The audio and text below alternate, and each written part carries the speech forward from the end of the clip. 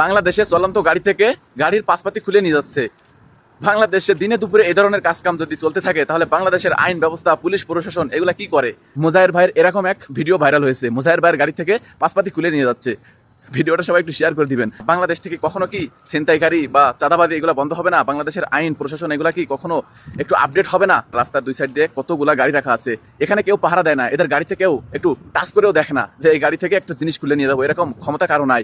আর বাংলাদেশে যদি এরকম গাড়ি থাকতো দুই সাইড দিয়ে, রাস্তার দুই সাইড দিয়ে রাত্রে যদি এরকম গাড়ি থাকতো, তাহলে এই গাড়িগুলার চাকা, পাশপাতি, এমনকি গাড়ি সহ গায়েব হয়ে যেত।